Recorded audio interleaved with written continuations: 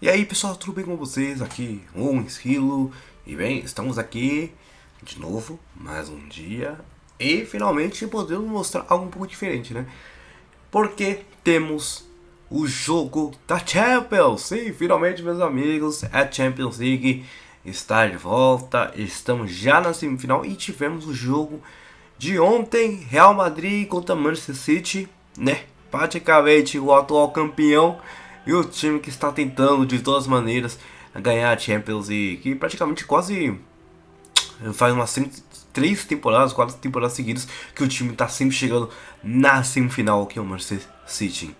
E bem, vai ser um pouco complicado mostrar os lances, né? Digamos assim, digamos que eu só vou mostrar até só os gols, mas como eu tenho medo que a Champions possa, né, a UEFA, eu quero dizer, né, possa vir e querer tirar, né, o meu vídeo do ar, né, porque não, literalmente os caras não deixam eu postar, sei lá, uns 5 segundinhos de um lance, né, de um gol, mas eu vou tentar. Bem, o jogo terminou 1 a 1, como vocês sabem, Vini Júnior, que praticamente estava criando pesadelo em cima do Walker, né, na ponta esquerda, né, sensacional, que ele estava rabiscando para lá e para cá, tava um negócio absurdo, e ele foi um dos jogadores que abriu o placar, digamos, com um chutaço de fora da área, que, assim, digamos que se o Edson tivesse pulado um pouco antes, quem sabe, dava para ele ter alcançado e ter defendido, mas como eu acho que foi um baita de uma bomba e inclusive um belo gol, né? Desde o começo do lance que aconteceu.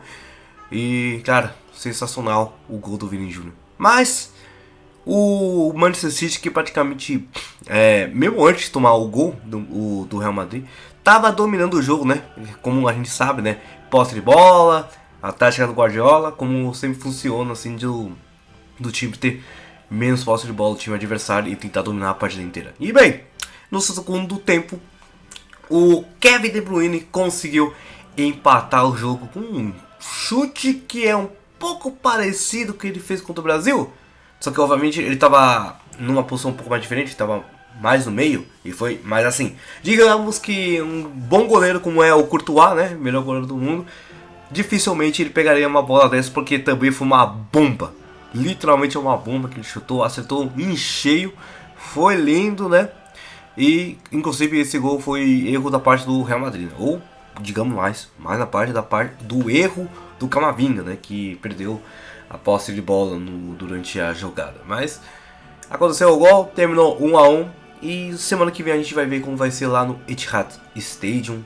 Será que o City consegue chegar mais uma final e finalmente ganhar essa taça? Ou será que o Real Madrid vai estar lá para tentar ganhar a 15ª? Porque esse time é imparável, né? Quando se trata de Champions, esse time é literalmente imparável. E bem, lembrando que hoje ainda vai ter mais um jogo, né? Vai ter o clássico de Milão. Meu Deus do céu, Milan contra a Inter de Milão. Cara, a gente tá falando que provavelmente o Inter tem mais chance de chegar na final, né? Porque por causa dos resultados recentes que eles estão fazendo, né? Um futebol mais bonito, diga-se de passagem. Mas é clássico, clássico pode acontecer tudo e vamos ver o que acontece. E bem, vamos nessa, vamos falar então da NBA, obviamente. Tivemos o jogo 5, né, do Boston Celtics contra a Philadelphia 76ers e do jogo do Denver Nuggets contra o Phoenix Suns. Só dando um adendo, né, que quando eu falei do jogo do Denver Nuggets contra o Phoenix Suns, no jogo 4, você lembra que teve aquele problema, né, que o Nikola Jokic e o dono do Phoenix Suns meio que tiveram uma discussão, né, durante o jogo. Mas parece que antes desse jogo 5 acontecer, parece que eles fizeram as pazes, então tá tudo de boas, né. E bem, vamos falar então do jogo do Boston Celtics contra o Philadelphia 76ers, né? O jogo aconteceu lá em Boston e quem saiu vitorioso foi o time de Philadelphia. Digamos que foi uma partida muito bom do nosso MVP, né? O Joel Embiid, que jogou muito bem no jogo. O jogo terminou 115 a 103 para Philadelphia. E os destaques foram para o Joel Embiid, como eu já falei, 33 pontos, 7 rebotes e deu 3 assistências. O Tyrese Maxey teve, digamos, uma partida muito interessante. Digamos que finalmente ele chegou na marca de 30 pontos nessa pós-temporada, né? Praticamente ele sempre estava jogando muito bem, sempre chegando em umas marcas de 20 pontos, né? Por média, digamos que no último jogo que eu falei, ele não foi a lá grandes coisas, mas ajudou. Mas dessa vez ele estava batalhando bastante para ser o cestinha da partida. Ele terminou com 30 pontos e fez as mesmas coisas que o Joel Embiid fez, né? 7 rebotes e deu 3 assistências também. E o terceiro maior cestinha foi o James Harden. Mesmo que esses números não sejam tão gigantes como no jogo 4, que ele literalmente foi o líder do time, né? Com mais de 40 pontos. Dessa vez foi 17, né? Deu uma bater caída, mas pelo menos ele quase fez um triplo-duplo com 8 rebotes e 10 assistências. Pelo lado dos Celtics, o Jaylen Brown e Jason Tatum, como sempre, né? É a dupla que sempre tem que jogar bem, né? Porque senão o time não anda.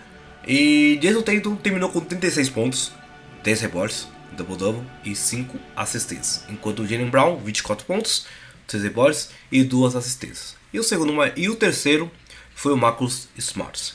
O Marcus Smart é sempre, digamos, o terceiro ou quarto melhor jogador do time, né?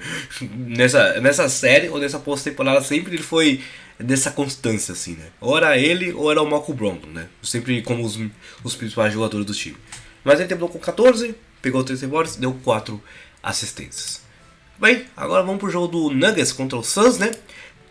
O Nuggets saiu vitorioso, tá com um jogo pra conseguir passar, mas digamos que diferente da situação de Filadélfia, que vai jogar o sexto jogo em casa e provavelmente pode fechar a série, o Nuggets vai ter um problema porque o jogo 6 vai ser em Suns. E eu acho que dessa rodada, né, dessas semifinais da pós-temporada, esse é o jogo que eu tenho certeza que pode ir para o jogo 7. Se eu apostaria, eu colocaria o jogo 7 nesse aqui, porque simplesmente todo mundo está ganhando em casa, né?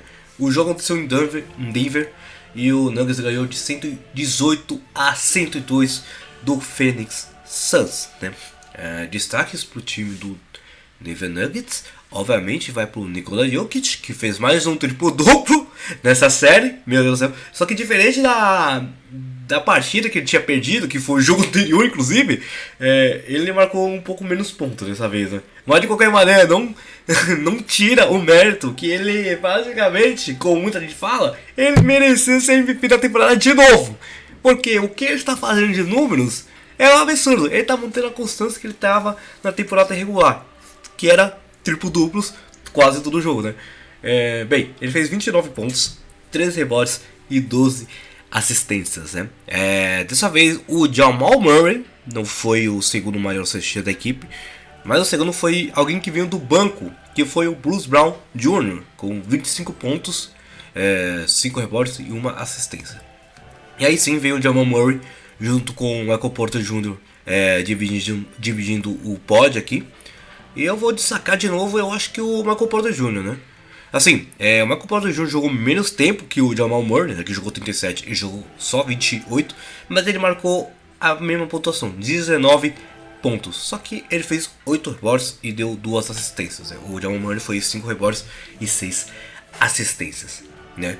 Então, vamos dizer que pelo lado do Nuggets, essa aqui foi uma vitória bastante boa, porque todo mundo que estava participando jogou muito bem.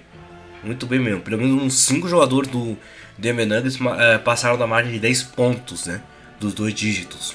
Só tirando um dos titulares, que foi o Caldwell Pope, que só marcou 7 pontos, né? Enquanto o Suns, né? Obviamente a dupla que está sempre funcionando. É a mesma coisa do Boston Celtics, né? Se tem uma dupla dinâmica do Boston Celtics, aqui é a mesma coisa no Suns. O Nuggets também, mas o Suns é o Booker e o Kevin Durant, como sempre, né? O Booker marcou 28 pontos, 6 rebotes e 4 assistências. Enquanto o Durant, um duplo-duplo, né? 26 pontos e 11 rebotes. E deu 7 assistências. E o terceiro foi o DeAndre Ayton, com 14 pontos, 9 rebotes e 1 assistência. Então, a gente agora vai pro sexto jogo do Nuggets contra o Phoenix Suns, como já falei. Vai ser Phoenix. Eu, como já falei várias vezes, eu vou repetir. Esse jogo com certeza vai pro jogo 7. Eu confio que dá pra chegar no jogo 7, porque todo mundo tá tendo boa vantagem quando tá jogando em casa, né? E bem, a gente vai ficar esperando que hoje ainda vai ter mais 2 jogos, né? como sempre tá sempre atornando assim, né? 2 jogos, 2 jogos, 2 jogos, 2 jogos, né? E hoje não vai ser diferente, que vai começar já o jogo 5 do New York Knicks contra o Miami Heat, né? E se eu não me engano, esse jogo agora tá indo lá na casa de Nova York. Não sei se Nova York tem a possibilidade de conseguir empatar a série, ou quem sabe ganhar a série, porque estão perdendo de 3-1. Inclusive porque numa situação como essa, quando o Miami Heat está ganhando de 3-1 na série, o Miami Heat ele avança para a próxima série, ele meio que fecha. Então seria meio que difícil o time opositor ganhar, né? Inclusive, uma estatística muito engraçada e péssima para o time de Nova York, quando a situação tá 3-1, eles perderam praticamente todas as vezes. Sim, 0 de 14. Então a situação de Nova York para esse jogo é complicado. É complicado. Então eu acho que a chance deles conseguirem ganhar vai ser, digamos, 0 ponto alguma coisa.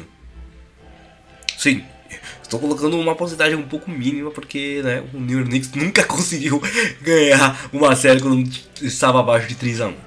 E bem, e o outro vai ser o Warriors contra o Lakers. O jogo vai ser lá em São Francisco. E bem, outra estatística engraçada: um time que tá com o LeBron James nunca perdeu uma série que tá 3-1. Então, vai ser uma situação que vai ser complicada do Golden State Warriors. Eles já sofreram com o LeBron James já com isso, né? Porque eles já estavam na final, estavam ganhando de 3-1, só precisaram de uma vitória para ser campeão. E né, o time do Cleveland Cavaliers de 2016 fez aquela magia, né? Que foi, conseguiu ser campeão, né? É assim, digamos que o Golden State Warriors já passou por uma situação dessa também no mesmo ano de 2016, que foi na final da Conferência Oeste, que eles estavam perdendo de 3-1 pro Oklahoma e eles conseguiram fazer essa virada, né? Mas agora que o LeBron está com essa vantagem, acho que a situação complicou, né, pro Stephen Curry. Eu não sei, o Stephen Curry literalmente ele consegue fazer a magia. Mas e aí, e os parceiros dele? O Jordan Poole tá ruim, tá péssimo. O Draymond Green, nem sei se ajuda ou piora a situação, né? Inclusive porque a quantidade de vezes que ele deu de passe, ou deu assistência, ou fez coisa tenebrosa nesse último jogo contra o Lakers, né? Meu Deus do céu, foi ruim. E o Klay Thompson, ele assim, né? Joga bem, joga mal. Um dia sim, um dia não, né? Vamos ver se pelo menos dessa vez ele vai tentar ajudar, mas tá complicado. Tá complicado. Mas é isso, gente. Espero que tenham gostado. A gente se vê na próxima. Falou!